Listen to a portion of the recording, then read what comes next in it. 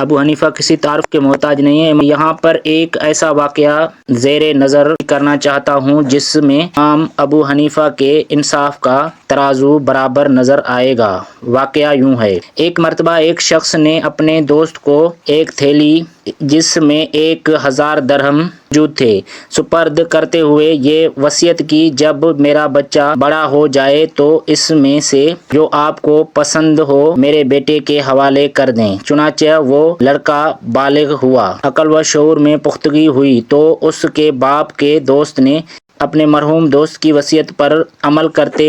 ہوئے خالی تھیلی اس کے بیٹے کے حوالے کر دی اور 1000 درہم اپنے پاس رکھ لیے۔ لڑکے کو جب اصل صورتحال معلوم ہوئی تو اس نے بڑا واویلا کیا، مگر اس کے باپ کے دوست نے کہا کہ یہ تیرے باپ نے مجھے اجازت دیے رکھی تھی، جو چیز تمہیں پسند ہو میرے بیٹے کے حوالے کر دینا، لہٰذا میں نے تھیلی کو پسند کیا اور تیرے حوالے کر دی۔ شرعاً میں نے مرحوم کی وصیت پر صحیح عمل کیا اور اللہ کے نزدیک میں بری ہوں۔ جب لڑکا کسی بھی طرح کامیابی حاصل نہ کر سکا تو لڑکا بیچارہ امام صاحب کی خدمت میں حاضر ہوا، انہیں سارا واقعہ سنایا تو امام صاحب نے لڑکے کے باپ کے دوست کو بلایا اور اس سے کہا، جب اس لڑکے کے باپ نے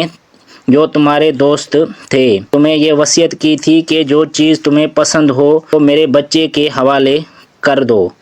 تمہیں اپنی پسند کی چیز اس بچے کے حوالے کرنا ہوگی۔ 1000 درہم جو تم نے اپنے پاس رکھے ہوئے ہیں وہ تمہیں پسند ہیں، لہٰذا 1000 درہم اس لڑکے کے حوالے کرنا ہوں گے۔